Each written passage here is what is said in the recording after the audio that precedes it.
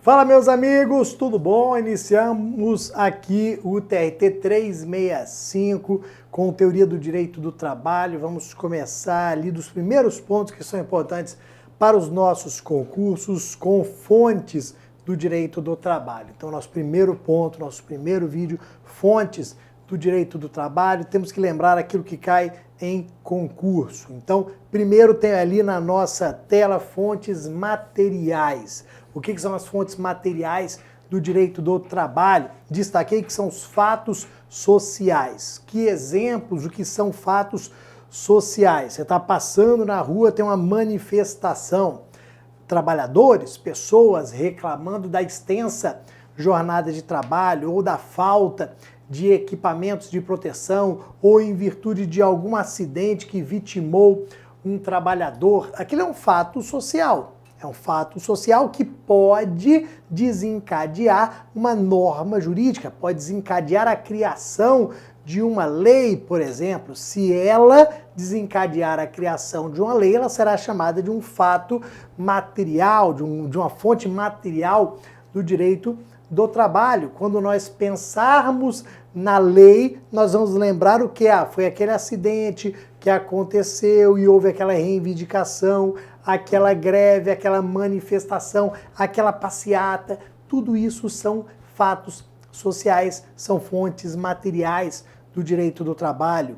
Aquilo que acontece na sociedade que vai desencadear ou que pode desencadear a norma jurídica. Claro que aquela passeata, aquela manifestação, aquela greve não pode dar em nada, tudo pode continuar como é hoje, mas pode chamar a atenção, por exemplo, de um deputado federal, de um senador, já que normas de direito do trabalho são normas da União. Então, chamou a atenção de um senador, de um deputado federal. Houve ali a propositura de um projeto de lei para melhorar as condições de trabalho, para fornecer mais equipamentos de proteção individual ou para punir com mais rigor os empregadores que descumprem as regras de proteção ao trabalho. Ou, no exemplo que eu utilizei aqui, a criação de uma norma para reduzir a jornada de trabalho. Esse tipo de projeto de emenda à Constituição existe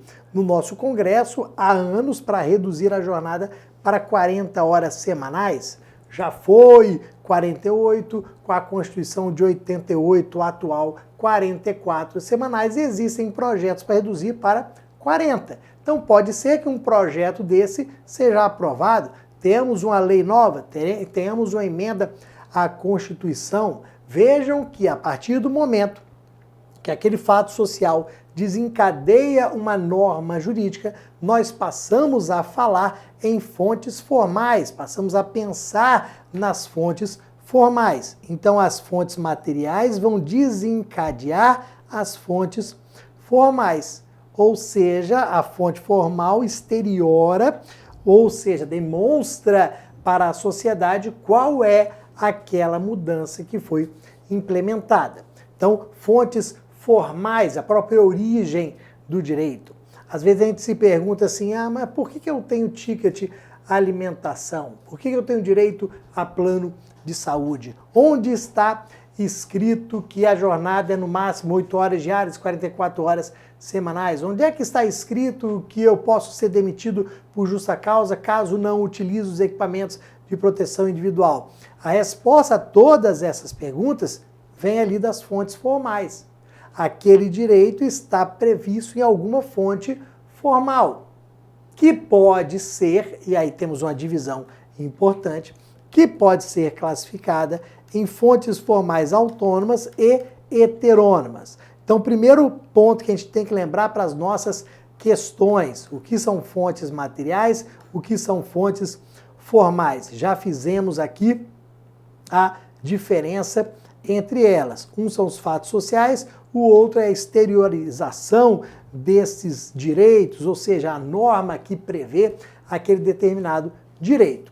Agora, as questões também exigem o conhecimento sobre aquela classificação das fontes formais. Vamos até colocar em verde aqui, ó, a classificação entre as fontes formais. Eu tenho fontes formais autônomas e heterônomas.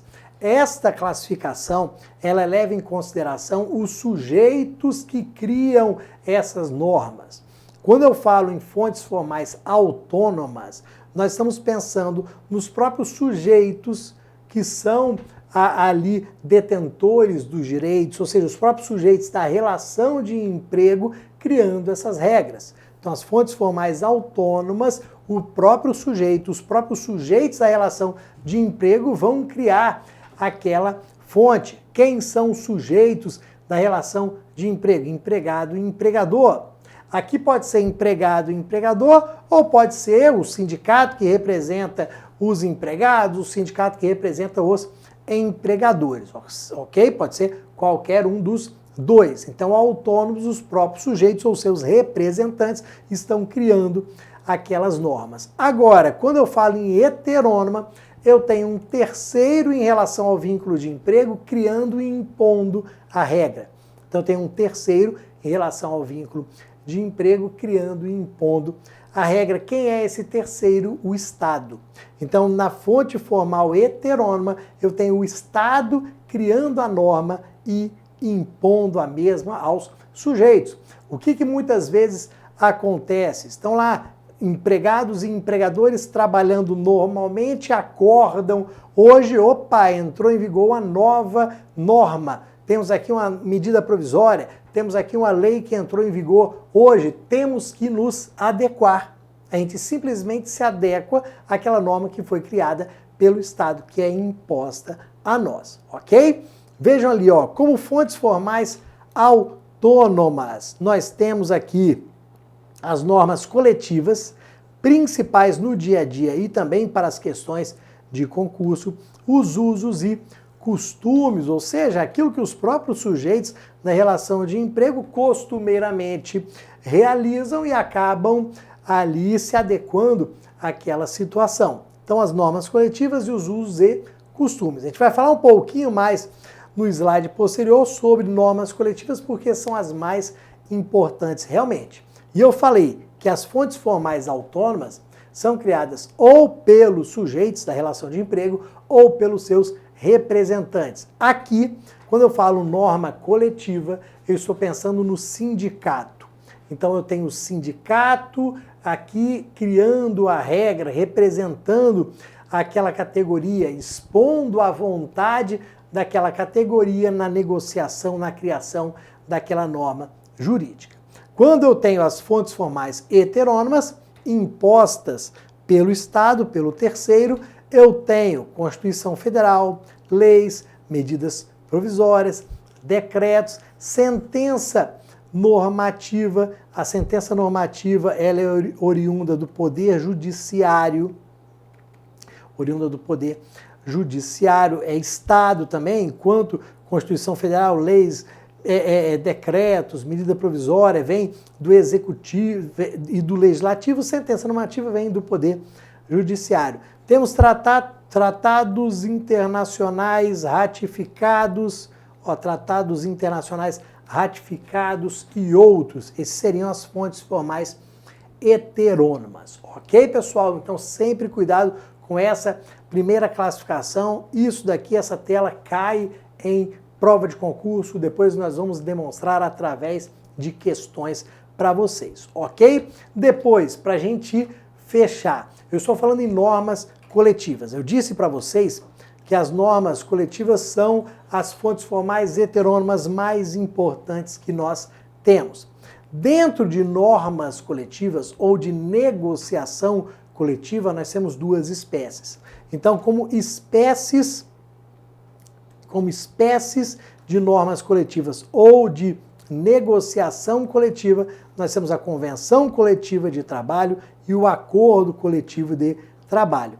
Então, às vezes a gente fala no gênero negociação coletiva e temos também as espécies, convenção coletiva de trabalho e acordo coletivo de trabalho. Qual é a grande diferença entre os dois? Quando eu falo de uma convenção coletiva de trabalho, eu estou me referindo a uma norma com maior amplitude, porque, vamos entender, eu tenho de um lado, na convenção coletiva, eu tenho de um lado o sindicato dos empregados Do outro lado, o sindicato dos empregadores. Eu tenho sindicato com sindicato. Sindicato dos empregados, sindicato dos empregadores. Então, aquela norma jurídica vai se aplicar a todos os empregados de todas aquelas empresas naquela base territorial. Geralmente, sindicato é estadual. Então, é como se eu aplicasse a todos os trabalhadores de todas aquelas empresas do setor de um determinado estado, de uma determinada região. Então é mais amplo porque são todos os trabalhadores de todas as empresas daquele setor naquela determinada região. Quando eu falo em acordo coletivo de trabalho, eu tenho algo mais restrito, porque eu tenho o sindicato dos empregados de um lado e uma empresa ou empresas específicas. Então, aquela norma agora, aquele acordo coletivo de trabalho, ele vai se aplicar a todos os trabalhadores daquela empresa ou daquelas empresas específicas. Não são de todas as empresas daquele setor, não. Apenas para as empresas A e B. Por exemplo, esse acordo coletivo foi firmado entre o Sindicato dos Trabalhadores do Comércio e as empresas A e B. Não se aplica aos empregados das empresas C, D, E, F, não. Apenas aos trabalhadores das empresas A e B. Muito mais restrito. Pode ser, para a gente fechar, pode ser que exista norma em conflito entre convenção coletiva e acordo coletivo. Então, acordo coletivo e convenção coletiva é disciplinando férias, por exemplo. Disciplinando 13º, disciplinando jornada de trabalho. Eles estão disciplinando a mesma norma, o mesmo direito, só que de maneira diferente. Existe um conflito entre convenção coletiva e acordo coletivo de trabalho. Havendo esse conflito, qual vai ser aplicado? Toma muito cuidado, porque o artigo 620 da CLT, ele foi alterado pela reforma trabalhista e ele mudou essa resposta. Havendo conflito, nós sempre vamos aplicar o acordo coletivo de trabalho. Havendo conflito, nós sempre vamos aplicar o acordo coletivo de trabalho. Antes da reforma trabalhista, antes dessa mudança do artigo 620 da CLT, qual era a resposta? Vai aplicar a norma mais favorável. Agora não.